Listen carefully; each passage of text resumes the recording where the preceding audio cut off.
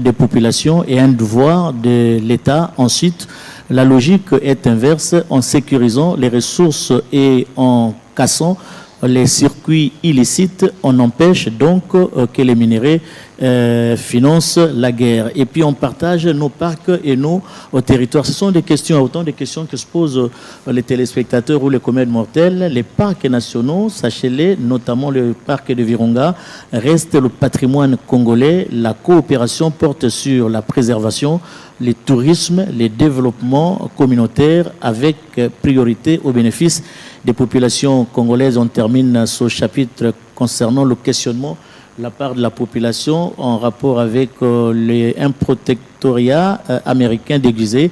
L'accord parle de partenariat stratégique, pas de tutelle.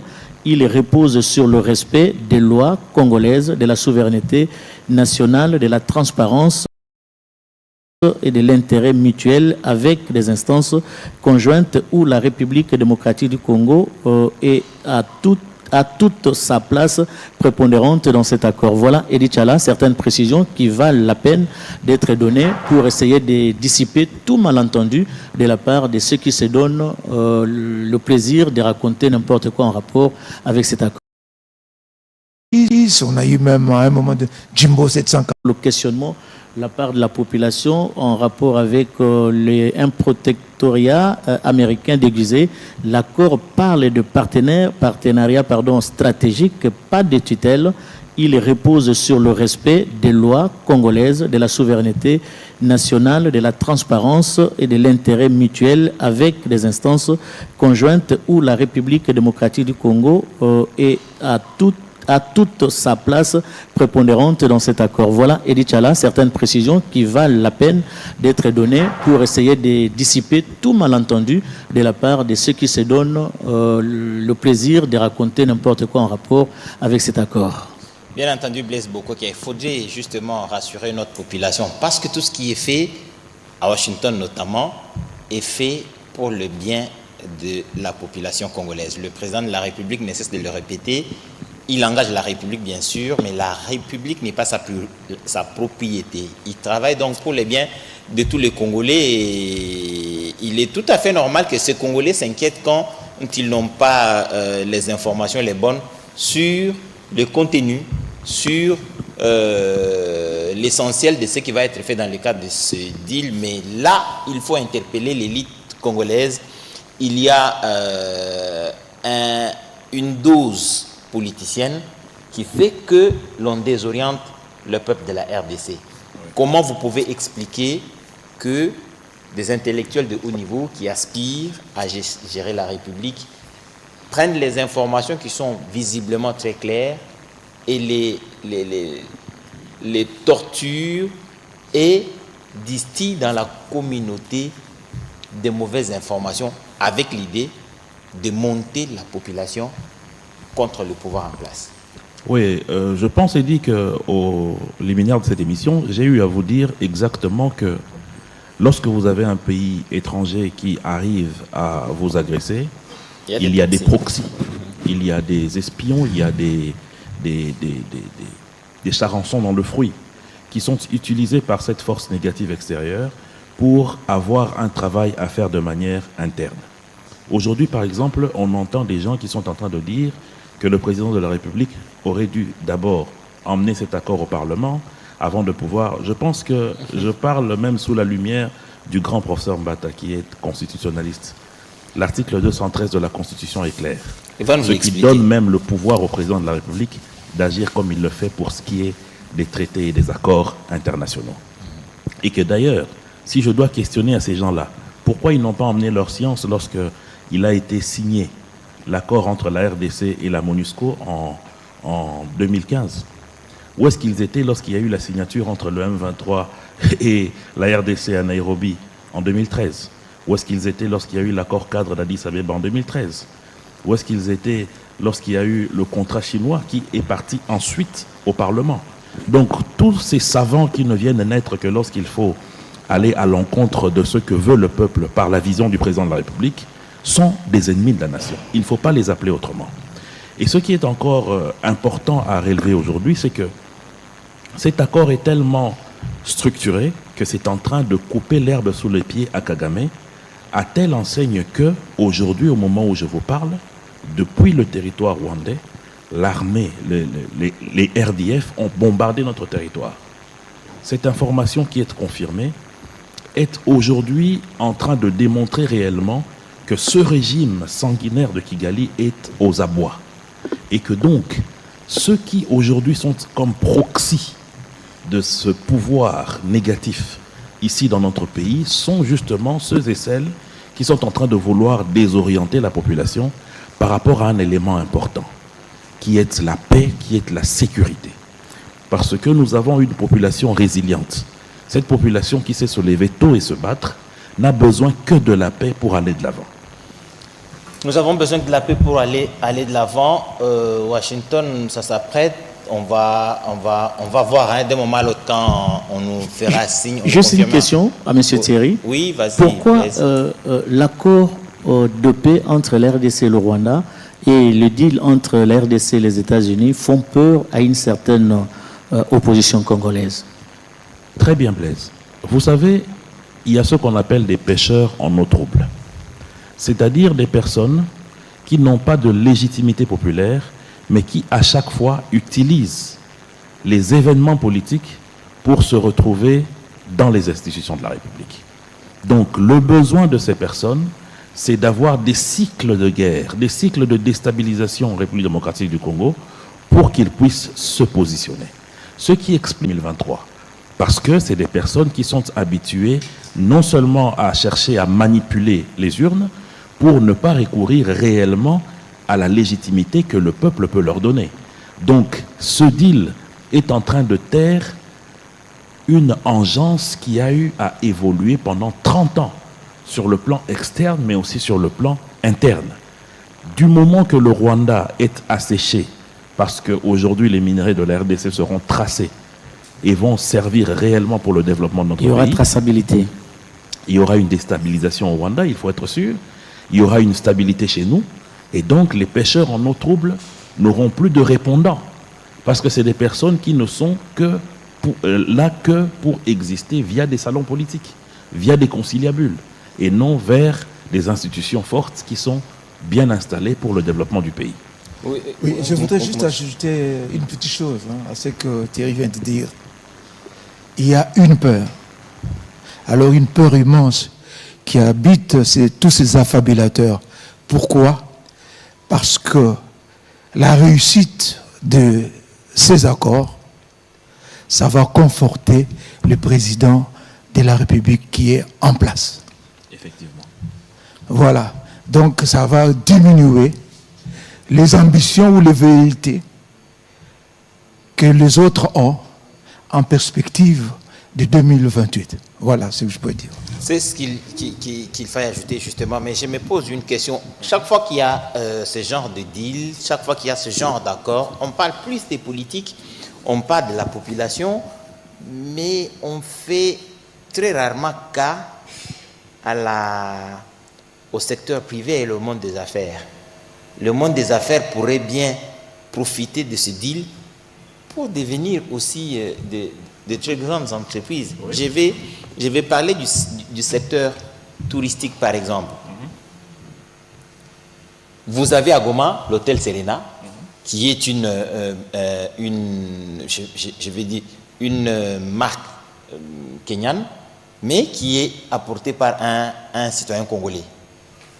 En République démocratique du Congo, est-ce que notre secteur privé, nos hommes d'affaires, ne peuvent pas profiter de ce deal pour avoir des entreprises de la taille de ces hôteliers? Mais le seul qui a cette préoccupation, c'est le chef de l'État. Rappelez-vous, le président de la République est le seul aujourd'hui à se préoccuper des questions liées à la population. Pendant qu'en face, nous avons des gens qui ne pensent qu'à eux et à leur positionnement. Le chef de l'État est le seul à penser aux entreprises congolaises. Regardez toutes les réformes qu'il y a eu en ce qui concerne les petites et moyennes entreprises, en ce qui concerne la petite industrie, et même en ce qui concerne la possibilité de réarmer certaines structures, dont la respect, pour que les Congolais puissent réellement se retrouver en termes d'investissement. il a été le premier à dire qu'il faille au bout de 5 ou 10 ans avoir plusieurs millionnaires congolais. Et cela a même été matérialisé parce que c'est sous le président Félix Tshisekedi que finalement on a toute une agence qui s'occupe de la question des financements des petites et moyennes entreprises, de la question des financements des microfinances et des sociétés d'épargne. C'est pour permettre à ce que les Congolais puissent avoir accès à des crédits en dehors des banques commerciales. Mais il n'y a que le chef de l'État qui pense à ça. Est-ce que vous avez vu un de ses opposants, ou même de ceux qui d'osent parler de sauver le Congo, parler même une seule minute de ces pauvres citoyens que vous venez de citer ici? Et d'ailleurs, leurs collègues, pour ne pas dire leurs actionnaires ou leurs camarades, sont en train de déstructurer les petites et moyennes entreprises dans la partie est de notre pays. Vous avez vu comment la structure Heineken a dû laisser sa brasserie parce qu'il y avait un pillage systématique. La plupart des hommes d'affaires qui étaient bien installés à Goma et à Bukavu ont vu leurs biens traverser pour Kigali, en termes de véhicules, en termes de biens qui servaient leurs entreprises. Donc on a un pillage systématique. Et le souci du peuple, le souci de cet entrepreneur congolais-là, on ne trouve pas ça dans le chef de nos opposants. Ils n'en parlent même pas. Tout ce qu'ils peuvent dire, toute l'énergie qu'ils ont, c'est de venir dire qu'il faille qu'ils se retrouvent, qu'ils font un dialogue. Un dialogue pourquoi? Pas pour la paix. Parce que d'ailleurs, le chef de l'État leur a donné un devoir très simple. Pour parler, condamner le Rwanda. Mais vous avez vu comment d'autres ont eu des difficultés pour ne fût-ce que citer Kagame en mal. C'est pour vous dire en réalité que nous avons un ennemi extérieur, mais aussi intérieur. Nous avons un ennemi extérieur et un ennemi intérieur. Thierry Mosenepo le confirme, il l'argumente. Mais pour rassurer à notre peuple que la radio-télévision nationale congolaise fait exactement ce qu'elle doit faire, je vous rappelle que on a des informations, et ça a été dit sur ces antennes de la radio-télévision nationale congolaise par la société civile du Nord et du Sud Kivu, que nous avons reçu à plusieurs reprises ici, confirmer que la filière brassicole, par exemple, a été carrément monopolisée par la femme de Sultani Makenga. Seule elle peut aller acheter la bière et puis venir vendre au Rwanda, venir vendre en République démocratique du Congo, et qu'aucun Congolais ne peut se payer les luxes d'aller acheter cette bière et venir vendre. Et c'est le cas dans le Sud Kivu avec la filière cimenterie. Le ciment n'est acheté que par cette même personne. Et vous pensez, il dit que des personnes pareilles peuvent aujourd'hui prétendre parler des Congolais? Oui, oui, ils veulent libérer. Ils ont dit ils veulent libérer les Congolais de leurs biens. Voilà, Moïse Moussangala, on a parlé de politique, ça c'est sûr, on le dit depuis tout ce temps. Il faudrait que le secteur privé de la RDC profite de ce deal. Il faudrait que la FEC prenne ces opportunités. Mais apparemment, dans la délégation, nous n'avons pas toute la délégation qui est à Washington. Oscar Mbalkaïj nous a dit, non plutôt Giscard Kosema qui est dans la salle des signatures, nous a dit que le président s'est fait accompagner de 25 personnalités. Je n'ai pas cru entendre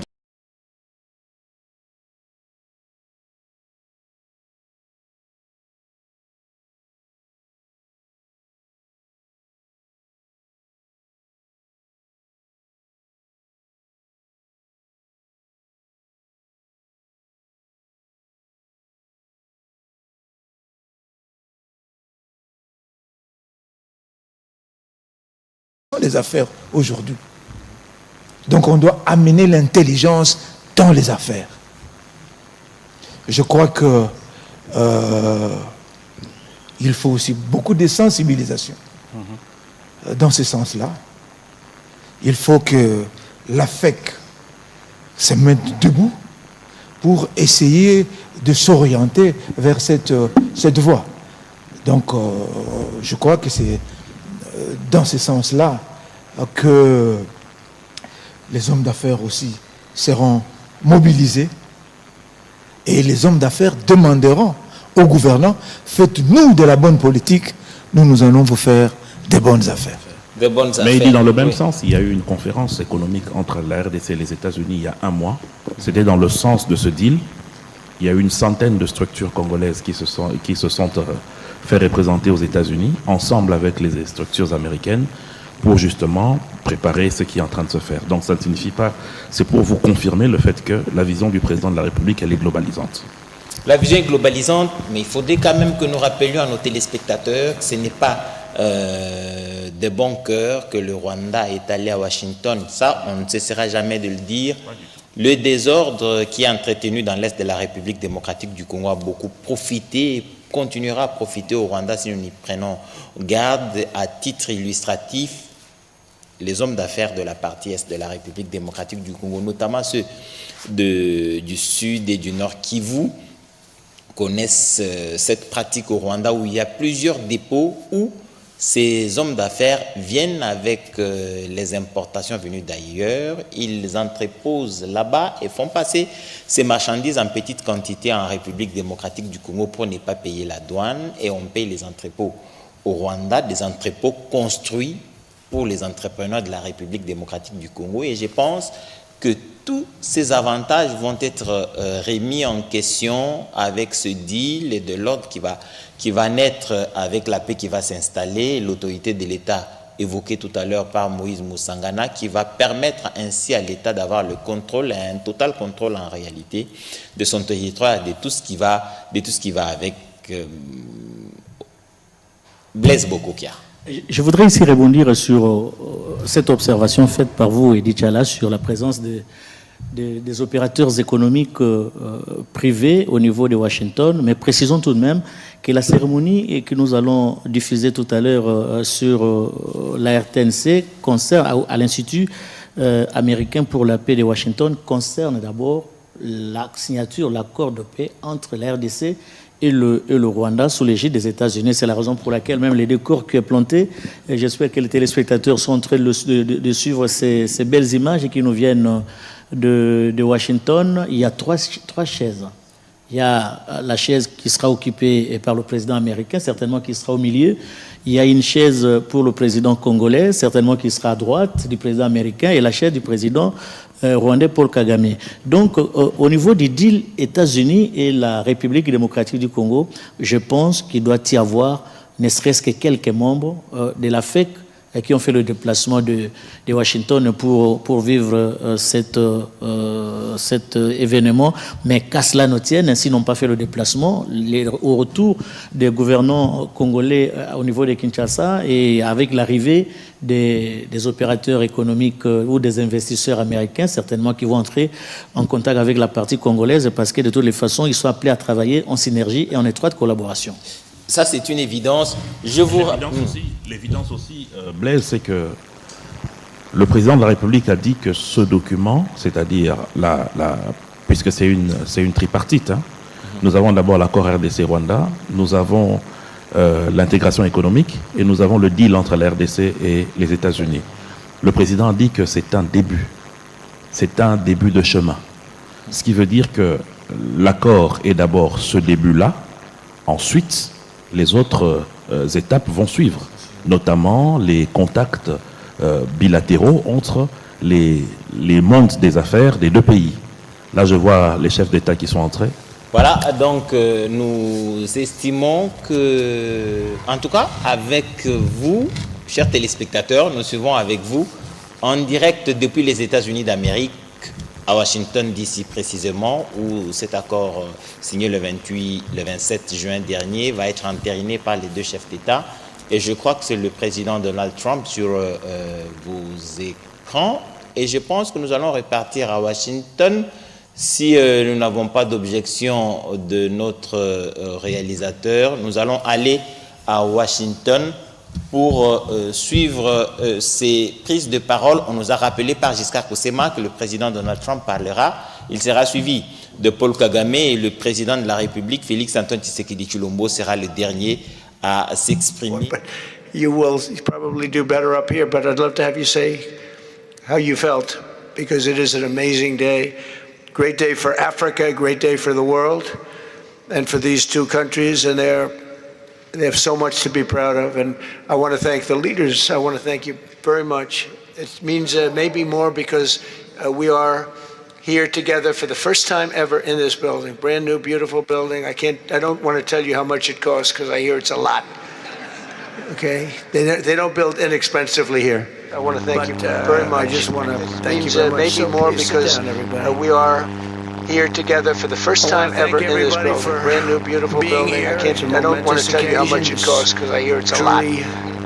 Incredible setting. They don't build inexpensively here. But I just want to thank you very much. So please sit down, everybody. Celebrate the birth of the Prince of Peace. I want to thank everybody for being here. It's a momentous occasion. To sign a historic agreement that will end one of the longest running conflicts anywhere in the world, with far more than 10 million people killed. Today we commit to stopping decades of violence and bloodshed and to begin a new era of harmony and cooperation between the Democratic Republic of the Congo and Rwanda. I want to thank the two courageous leaders. They are courageous leaders. They really are courageous leaders, great people. President TSHIKAPA of the Democratic Republic of the Congo and President Kagame of Rwanda. They are amazing people, and they had stories to tell me that were incredible. Really fascinating in so many different ways. Sad and beautiful, both sad and beautiful, and today makes them beautiful. I've just held really fantastic meetings with both men and representatives of other countries where we discussed the importance of upholding this new agreement. Very detailed, powerful agreement. I also want to thank several foreign guests and dignitaries in attendance to celebrate this magnificent event, including the President of Angola. Please, would you stand? And so great to see you. Thank you. The President of Burundi. Thank you very much. Great to see you again. The President of Kenya. We have the Olympics here. You know, they do very well in the Olympics, those runners. I don't know what the heck you do with those runners, but they are very good. I've been watching them for a long time. So we have the Olympics coming to the United States, you know that. Thank you very much, and you'll come as our guest. Thank you. And the President of the Council of Ministers of Togo. Thank you. Thank you very much. The Vice President of Uganda. Thank you. It's such a beautiful color. Like all these guys are wearing these dark suits. You just stand out for a lot of reasons. You're beautiful. The Foreign Ministers of Qatar. Thank you. Thank you very much. Say hello to my friend, a great man. And the United Arab Emirates. Thank you. Thank you. My regards, right? And the chairman of the African Union Commission, who's done a fantastic job, and thank you for all your help. We appreciate all your help. A special group of people. A very special thanks as well to Secretary of State Marco Rubio. Marco, please stand. Thank you. And thank you for putting a certain name on that building. I said, boy, that is beautiful. That blew up last night. They said, that's a great honor. It really is. On this building, it's a great honor. Thank you very much. I assume you had a lot to do with that. Just a little bit, yeah. Thank you, appreciate it. And Senior Advisor for Africa, Masad Boulos, who's been fantastic. Thank you, Masad. All of these people, every one of them were indispensable in forging this agreement. Let me also recognize Senators Mike Rounds and Lindsey Graham. Lindsey, thank you. Mike, wherever you may be. Thank you. Thank you, Mike. Representatives Ronnie Jackson. Where's Ronnie? Ronnie is that great guy. He won his race in Texas by 48 points, right? So I don't have to ask if he's in any, I don't even have to endorse him anymore. It doesn't matter. Save the paper, right? Great job. Chris Smith. Chris. Thank you, Chris. Great. Good job. Trent Kelly. Trent, thank you very much. Thank you. And the acting president of the Institute for Peace, Darren Beatty. Thank you, Darren, very much. Thank you very much, Darren. For more than 30 years, one of the worst conflicts on earth has been raging in eastern Congo. Millions and millions of people have been tragically killed, went on forever. And countless more have been displaced from their homes. Families have been destroyed.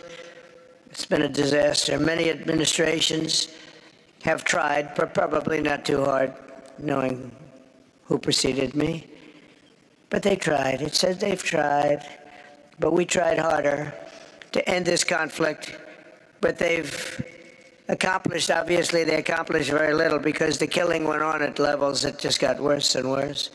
And today we're succeeding where so many others have failed, and this has become the 8th war that we've ended in less than 1 year. Such an exciting thing to do. This has been a really, because we're talking about 30 years of fighting, 30 years, much more than 10 million lives. Last June, thanks to the efforts of Secretary Rubio and Mr. Boulos, Rwanda and the DRC reached a landmark agreement to move toward peace. They started the process. I met with some of their great representatives who are here also. And we started a great process. The compact we're signing today, which will be known as the Washington Accords, everybody sort of liked that name, formalizes the terms agreed to in June, including a permanent ceasefire, the disarmament of non-state forces, provisions for refugees to return to their homes, and justice and accountability for those who have committed illegal atrocities.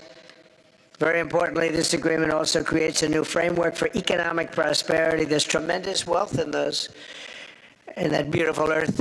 It's beautiful earth, but it was stained badly with blood, tremendous amounts of blood.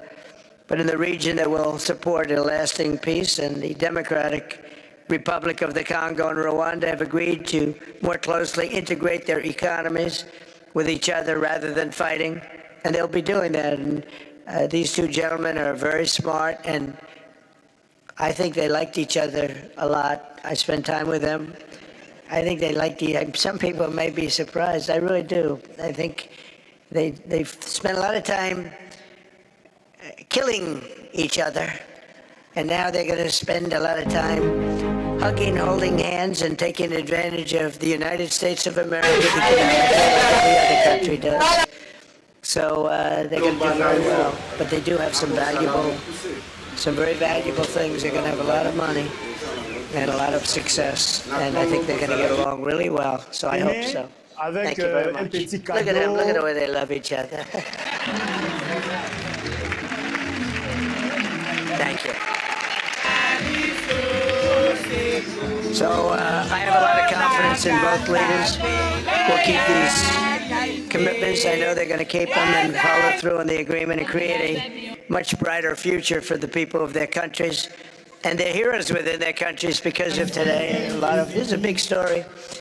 And so much is being written and said. All of the newscasts have it at the top of the list. And they are heroes. And we want to keep it that way. Today, the United States is also signing our own bilateral agreements with the Congo and Rwanda that will unlock new opportunities for the United States to access critical minerals and provide economic benefits for everybody. And we'll be involved with sending some of our biggest and greatest companies over to the two countries. And we're gonna take out some of the rare. Sorry, zijn jullie nu? Oké. Ik wou gewoon zeggen dat de energiescore in het helpt te beheren. Terwijl je geniet van de aantrekkelijke prijzen van energie. Geweldig. Kan die maar straks bekijken? Tuurlijk. Van het gezelschap in de smart app. Engie. Al onze energie gaat naar jou. The countries. With all of these agreements, we're forging new economic security partnerships that the interests of America and our friends and partners, and a core feature of my administration's national security strategy, a big part of which are the tariffs. We're taking in trillions of dollars in tariffs. Nobody's ever seen anything like it, and it's given us really great national security. We'll be paying down debt. We'll be making distributions to people, and we're really doing a job. It's amazing. I was with a gentleman, the future king of Saudi Arabia, and you've heard me say this a couple of times, but 2 months ago when I was over there, he said, and actually Qatar is represented today, UAE is represented, and your leaders said the exact same thing, that 1 year ago they thought it was dead. And now our country is the hottest country anywhere. We're the hottest country anywhere. Nobody's ever seen anything like it. We have over $18 trillion just in 10 months. Pledged for being invested or be invested in the United States. Think of that, 18 trillion. The highest we've ever had is 1.5. Under the Biden administration, they did much less than 1 in 4 years. Think of that. So they did less than 1 trillion in 4 years. We have 18 trillion in 10 months. It's going to be much more than that, too.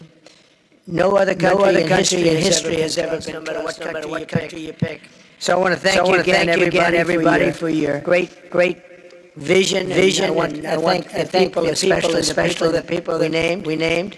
Some of the others that unfortunately didn't name couldn't do that.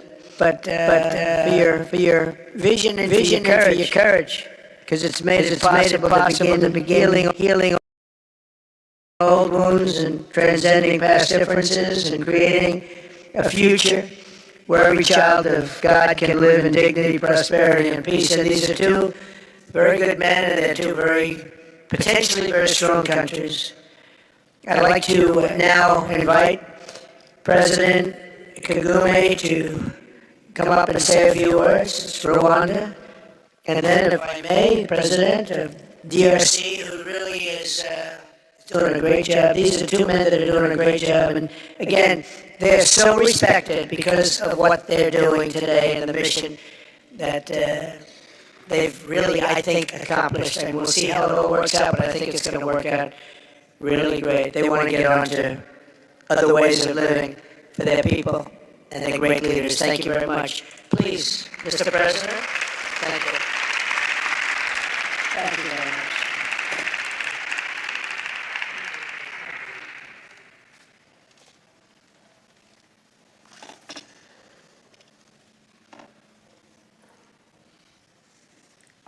Excellency Donald Trump, President of the United States of America, Excellencies, heads of state and government, and former heads of state, distinguished ladies and gentlemen,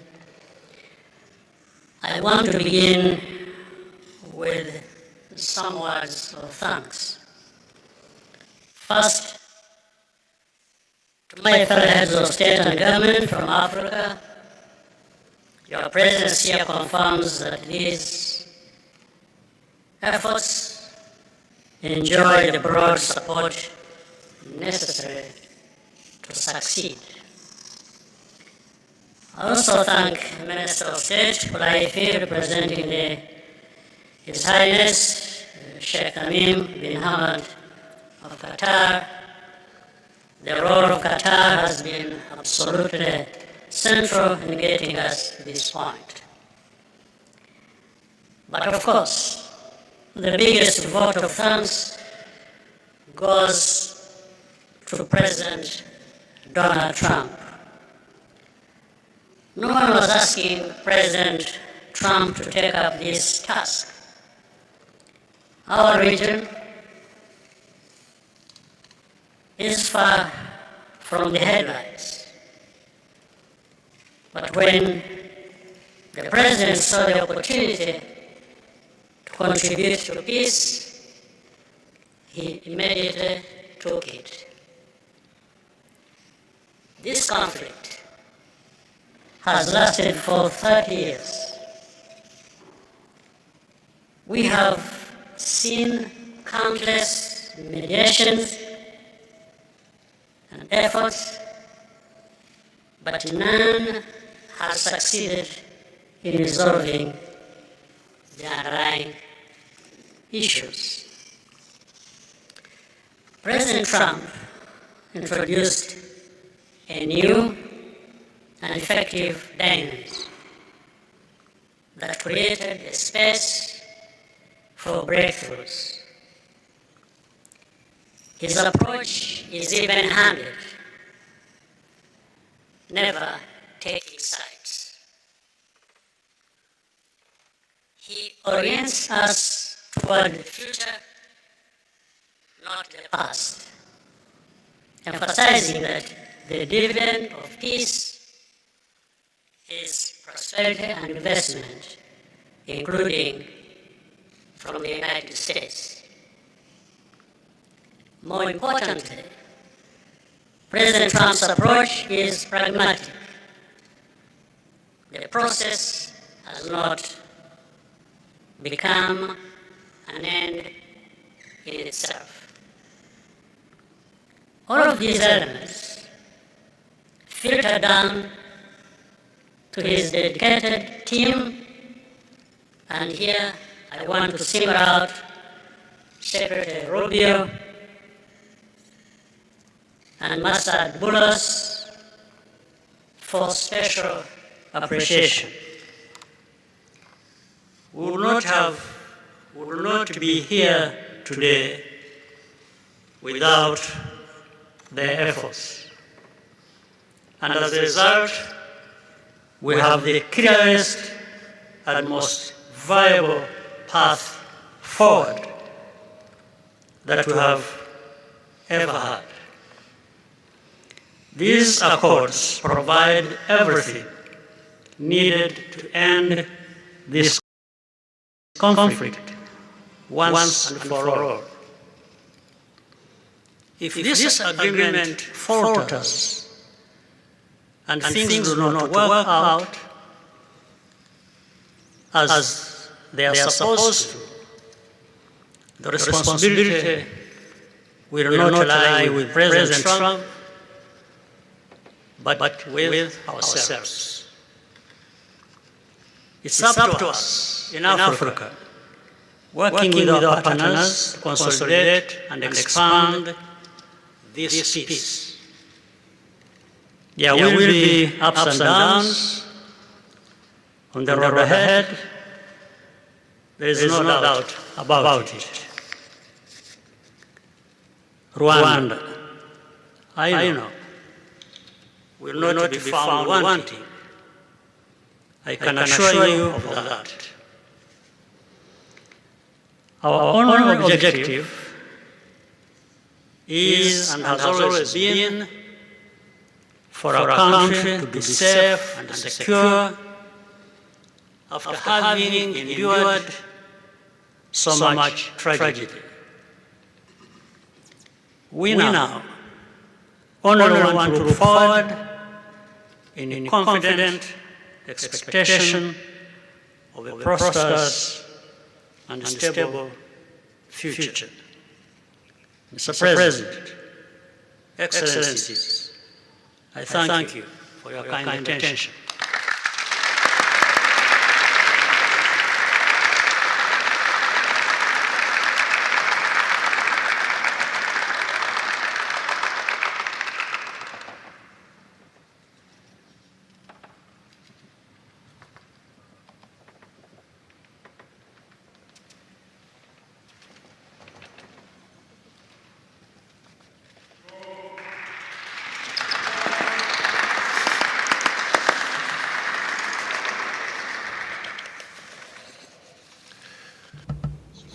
Mr.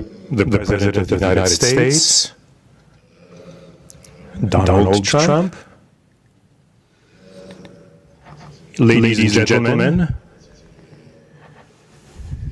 dear members of the delegations, distinguished guests, as we have just placed our signatures at the bottom of the joint declaration enshrining the Washington Agreements for Peace and Prosperity, I do feel, on behalf of the people of Congo, a deep gratitude and clear hope.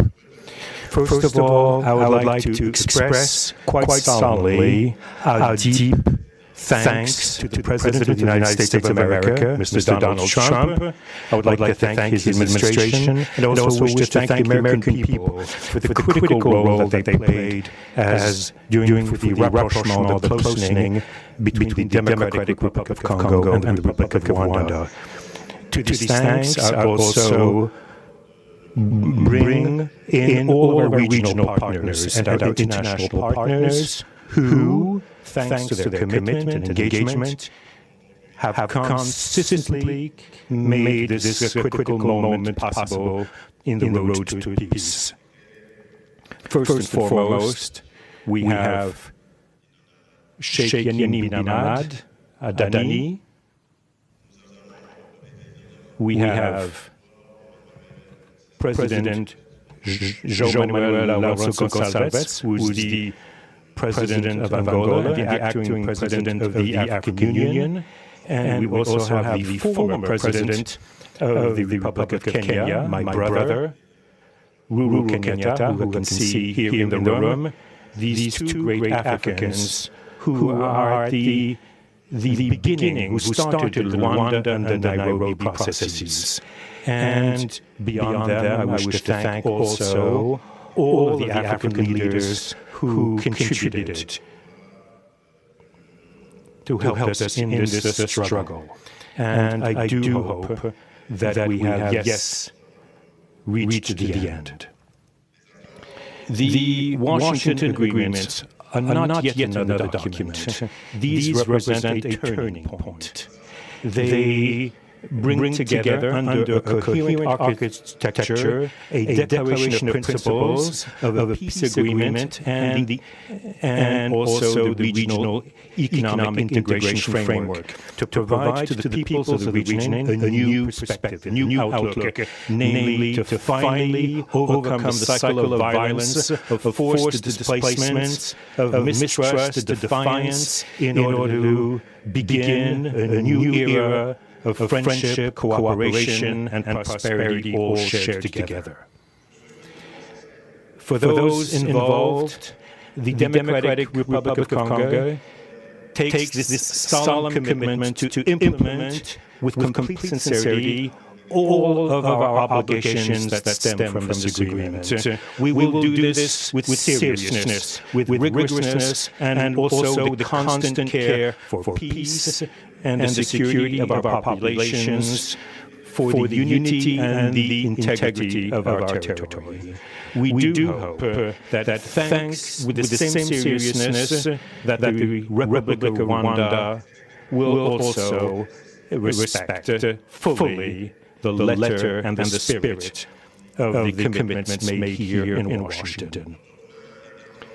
We are reaching out for a peaceful cooperation based on mutual respect, non-interference, and the joint struggle against the armed groups, the end of all support to negative forces, and the beginning of fair prosperity on behalf of two populations. I do believe this day is the beginning of a new path. A demanding path, yes indeed, quite difficult, but this is a path where peace will not just be a wish and aspiration, but a turning point. The Democratic Republic of Congo will fully play its part with dignity, with consciousness and consistency, and with the support of our partners.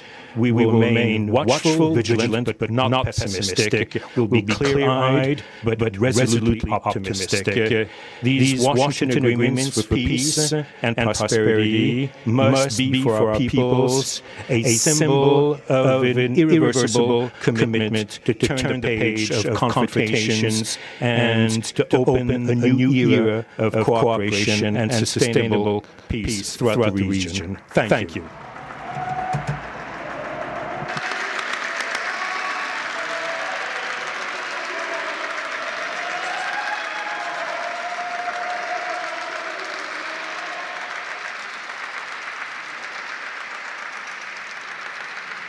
So, if I might, my four new friends, a couple of cases not that new. Could you come up, please? Do you mind? Please.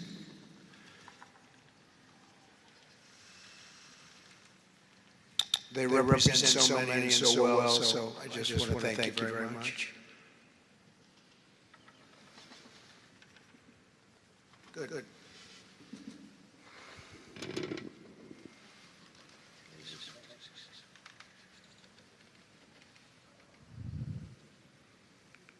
Sr. Presidente Donald Trump, Presidente dos Estados Unidos da América, caros convidados, altas entidades aqui presentes, senhores jornalistas, eu gostaria de realçar a importância desta cerimónia aqui em Washington, D.C., que vai finalmente pôr fim a um conflito que, como já foi dito, dura mais de 3 décadas. Não são exatamente 30 anos, mais de 3 décadas. Um conflito entre irmãos, países vizinhos irmãos, que deviam se dar bem, mas que, por razões dessa ordem, têm vindo a se degladiar ao longo dos anos, com pesadas consequências, quer para as populações de ambos os países, como também para as respectivas economias. A região dos Grandes Lagos é uma região das mais ricas do mundo, não apenas da África. É enormemente rica em recursos hídricos, terras aráveis, florestas, recursos minerais que estão no subsolo, mas sobretudo rico nas suas pessoas, com um potencial muito grande para desenvolver aquela região da África que pode catapultar o desenvolvimento de outras regiões igualmente do nosso continente. O mundo atravessa hoje uma crise energética e alimentar. Nós somos a dizer que a África, e em particular essa região dos Grandes Lagos, tem potencial, não digo de resolver, mas de contribuir consideravelmente para a resolução destas duas grandes crises, quer alimentar, quer energética, não apenas para o nosso continente, mas para o mundo. A grande barragem de Linga, adormecida há bastantes anos, pode contribuir enormemente para a identificação do continente e, consequentemente, para a sua industrialização. Em termos de agricultura, o facto de ter terras aráveis, um índice de chuvas bastante regular e abundante, pode desenvolver a agricultura naquelas regiões para alimentar o continente. E nada disso tem sido possível fazer-se ao longo de décadas, devido a este conflito que não tem sentido e que, finalmente e felizmente, parece que terá o seu fim hoje aqui em Washington, D.C. Nós procuramos fazer a nossa parte, e quando digo nós, estou a referir a Angola, ao Quênia e outros países também africanos. Procuramos fazer o melhor para chegar a este momento. Infelizmente não foi possível, mas nós só temos que agradecer ao Presidente Trump por ter dado continuidade ao trabalho que nós realizamos e ter conseguido alcançar esse desfecho do qual todos nós sairemos a ganhar. Tanto, mais uma vez, o Presidente Trump fez a parte que compete e nós esperamos e acreditamos que o que vai acontecer, que que as duas partes, ou seja, as autoridades da República Democrática do Congo e da República de Ruanda também farão a sua parte para a implementação com êxito deste acordo. Uma coisa é assinar um acordo, outra coisa que é mais difícil, mas é possível, desde que haja vontade política. Parabéns a todos. Muito obrigado. Your Excellency, the U.S. President Trump, dear guests, and dear dignitaries present here and press members. I would like to highlight the importance of this ceremony taking place in Washington, D.C., because this has come to put an end to a war that has been there for more than 3 decades, because it's not just exactly 3 decades, but it's more than 30 years. And this is a conflict that has been there between two neighboring countries, which have been fighting for many years with consequences on the peoples, countries, economies, and so forth. And these consequences also were felt in the Great Lakes region, which is a very rich region in Africa, rich in terms of water resources, arable lands and forests, and as well as mineral resources which are important for the development of the region. So it's important that we reach this point where the agreement has been signed previously, which will benefit immensely the whole region and will unleash the opportunities for the development of the continent, and as well as to helping the whole world in terms of fighting against food crisis and energy crisis, which the whole world is going through now. We believe that the Great Lakes region will have to play a great role in providing resources to the international community. And of course, solving this conflict will also help solve other crises, not only in the continent as we know, but worldwide. For example, the Great Inga hydro